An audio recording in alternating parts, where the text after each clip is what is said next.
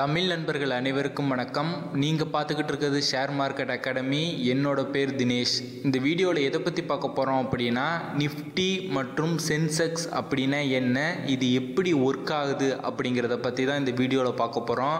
இந்த வீடியோவை ஸ்கிப் பண்ணாமல் கடைசி வரைக்கும் பாருங்கள். கொஞ்சம் ஸ்கிப் பண்ணாலும் உங்களுக்கு புரியாமல் போகலாம். அதுக்கு முன்னாடி இது வரைக்கும் நீங்கள் ஷேர் மார்க்கெட் அகாடமி யூடியூப் சேனலை சப்ஸ்கிரைப் பண்ணலை அப்படின்னா கீழே உள்ள ரெட் கலர் பட்டனை அழுத்தி சப்ஸ்கிரைப் பண்ணிக்கங்க. கூடவே உள்ள பெல் ஐக்கானை கிளிக் பண்ணிட்டீங்க அப்படின்னா எங்களோட லேட்டஸ்ட் வீடியோஸ் அனைத்தையும் நீங்கள் மிஸ் பண்ணாமல் பார்க்கலாம். தினமும் நியூஸ் பேப்பர் படிக்கிறவங்களா இருந்தாலும் சரி, நியூஸ் சேனல் பார்க்குறவங்களா இருந்தாலும் சரி, இந்த நிஃப்டி மற்றும் சென்செக்ஸ் அப்படிங்கிற வார்த்தையை கேட்காம படிக்காமல் இருந்திருக்க மாட்டாங்க.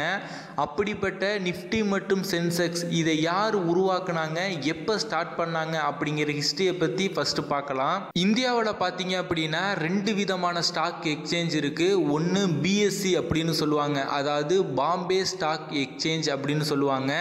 ரெண்டாவது என்எஸ்சி, அதாவது நேஷனல் ஸ்டாக் எக்ஸ்சேஞ்ச் அப்படின்னு சொல்லுவாங்க. ஃபஸ்ட்டு பிஎஸ்சி பார்த்தீங்க அப்படின்னா பிரேம்சந்த் ராய்சந்த் அப்படிங்கிறவர் 1875 டலால் ஸ்ட்ரீட்டில் இந்த ஸ்டாக் எக்ஸ்சேஞ்ச் ஆரம்பித்தார். அதுக்கப்புறம் ஆகஸ்ட் 31, 1957 தான் இதை இந்தியன் கவர்மெண்ட் என்னென்னா ரெகனைஸ் பண்ணாங்க. இந்த பிஎஸ்சி தான் ஏசியாவிலே ஃபஸ்ட்டு ஸ்டாக் எக்ஸ்சேஞ்ச் அப்படின்னு சொல்லலாம். இப்போக்கும் வேர்ல்டுலேயே 10th லார்ஜஸ்ட் ஸ்டாக் எக்ஸ்சேஞ்ச் எதுன்னு கேட்டிங்க அப்படின்னா இந்த பிஎஸ்சி தான். இதோட ஓவரால் மார்க்கெட் கேபிட்டலைசேஷன் பார்த்தீங்க அப்படின்னா 4.9 ட்ரில்லியன் அப்படின்னு சொல்றாங்க. ரெண்டாவது என்எஸ்சி பார்த்தீங்க அப்படின்னா 1992 மகாராஷ்டிராவில் ஸ்டார்ட் பண்ணாங்க.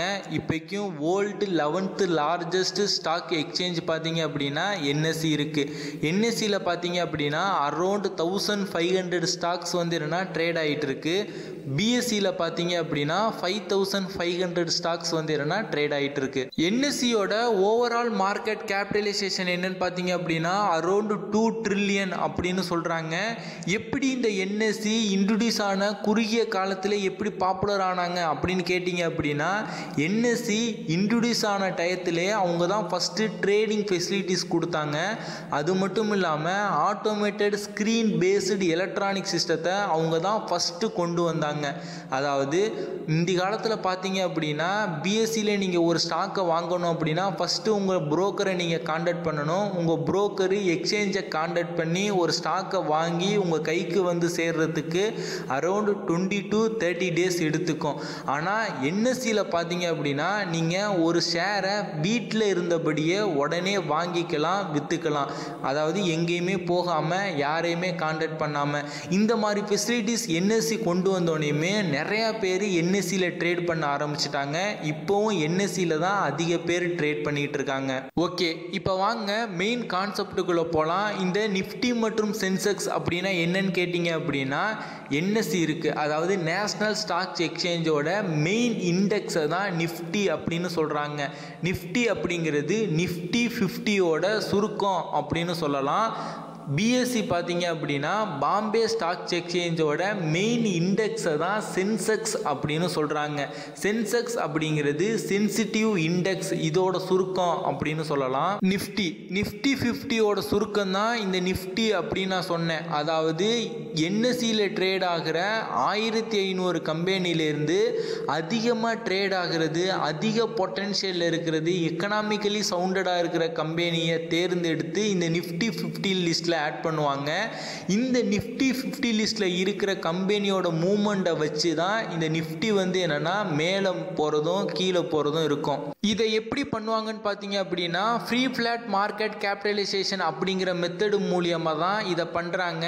இதுக்குன்னு இண்டெக்ஸ் கமிட்டி அப்படிங்கிற ஒரு அமைப்பு இருக்கு. இவங்க தான் இந்த நிஃப்டி 50ல செலக்ட் ஆகிற கம்பெனியை சூஸ் பண்ணுவாங்க. இந்த இண்டெக்ஸ் கமிட்டியில் உள்ளவங்க எப்படி இந்த நிஃப்டி 50யை வரையறுக்கிறாங்க அப்படின்னு பார்த்தீங்க அப்படின்னா, அப்படின்னா ஃபஸ்ட்டு இந்த நிஃப்டி 50க்கு செக்டார் வைஸ் வந்து என்னென்னா வெயிட்டேஜ் கொடுப்பாங்க. அதாவது ஃபினான்சியல் சர்வீஸுக்கு 22%, எனர்ஜிக்கு 15%, ஐடிக்கு 11%ன்னு செக்டார் வைஸ் வந்து என்னென்னா பர்சன்டேஜ் கொடுப்பாங்க. அதுக்கப்புறம் ஒவ்வொரு செக்டார்ஸ்க்கு உள்ள அதிகமாக ட்ரேட் ஆகிற ஸ்டாக்ஸை வந்து என்னென்னா செலக்ட் பண்ணி அந்த ஸ்டாக்ஸுக்கும் பர்சன்டேஜ் கொடுப்பாங்க. இன்னைக்கு நிஃப்டி 100 பாயிண்ட் மேலே போயிருக்கு அப்படின்னா என்ன அர்த்தம் அப்படின்னா நிஃப்டிக்கு கீழே பல செக்டார்ஸ் இருக்குது.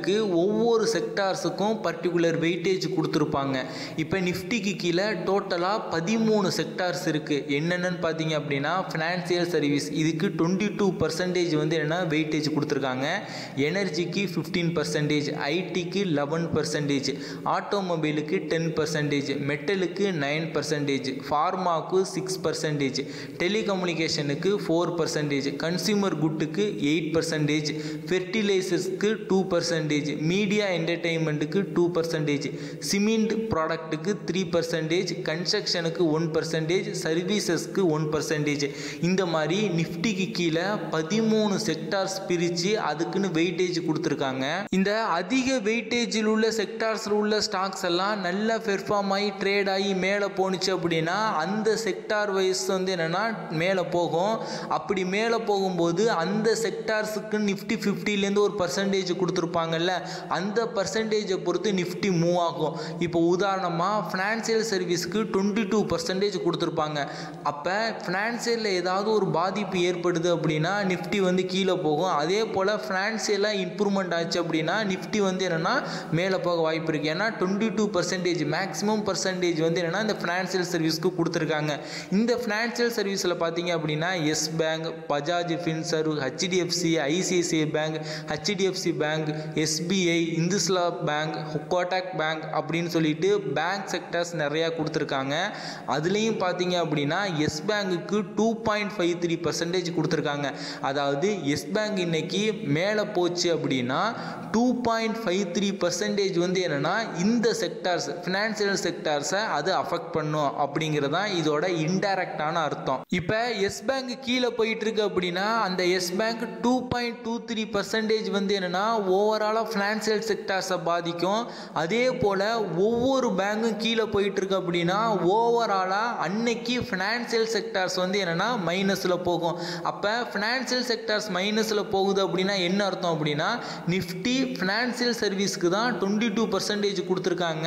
அப்போ இன்னைக்கு ஓவராலாக ஃபினான்சியல் செக்டார்ஸ் வந்து மைனஸில் போயிட்டு இருக்கு. மற்ற செக்டார்ஸ் எப்படி பெர்ஃபார்ம் பண்ணுது? மற்ற செக்டார்ஸ் எல்லாமே மேலே போய் ஃபினான்சியல் செக்டார்ஸ் மட்டும் கீழே போச்சு அப்படின்னா நிஃப்டி ஓரளவு க்ரீனில் இருக்கும். இல்லை மற்ற செக்டார்ஸ் எல்லாமே ரெட்டில் தான் போயிட்டு இருக்கு. உதாரணமாக மெட்டல் வந்து என்னென்னா 9% தான் கொடுத்துருக்காங்க, சிமெண்ட்டுக்கு வந்து 3%.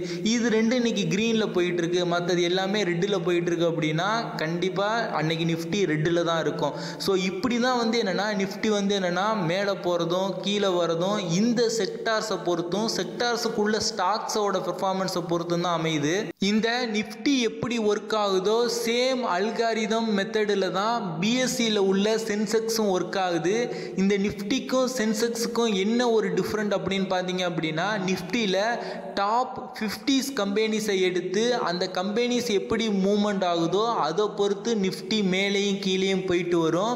சென்செக்ஸில் பார்த்தீங்க அப்படின்னா டாப் 30 கம்பெனியை எடுத்துக்கிட்டு அந்த கம்பெனியோட மூவ்மெண்ட்டுக்கு ஏற்ற மாதிரி சென்செக்ஸ் வந்து என்னென்னா மேலேயும் கீழேயும் போயிட்டு வரும். நிஃப்டி ஃபஸ்ட்டு ஸ்டார்ட் பண்ணும்போது எந்த வேல்யூவில் ஸ்டார்ட் பண்ணாங்கன்னு உங்களுக்கு தெரியுமா? தெரிஞ்சுக்கங்க. 1000 அப்படிங்கிற வேல்யூவில் தான் ஃபஸ்ட்டு நிஃப்டியை ஸ்டார்ட் பண்ணாங்க. இன்னைக்கு இந்த வீடியோ நான் ஷூட் பண்ணிக்கிட்டு இருக்கும்போது நிஃப்டியோட ரேஞ்ச் பார்த்தீங்க அப்படின்னா 11,354. இந்த ரேஞ்சுக்கு நிஃப்டி இப்போ ட்ரேட் ஆகிட்டு இருக்கு. இந்த வீடியோ பார்த்துக்கிட்டு இருக்க நீங்களும் ஷேர் மார்க்கெட்டில் இன்வெஸ்ட்மெண்ட் பண்ணணும், ட்ரேட் பண்ணணும் அப்படின்னு விருப்பப்பட்டீங்க அப்படின்னா இந்த வீடியோக்கு கீழே உள்ள டிஸ்கிரிப்ஷனில் ஓப்பன் டிமேட் அக்கௌண்ட் லிங்க் கொடுத்துருப்பேன். அந்த லிங்கை யூஸ் பண்ணி அக்கௌண்ட் ஓப்பன் பண்ணிக்கங்க.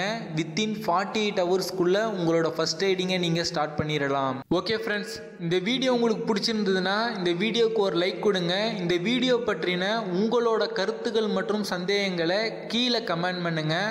மறக்காமல் இந்த வீடியோவை உங்கள் நண்பர்களுக்கும் ஷேர் பண்ணுங்கள்.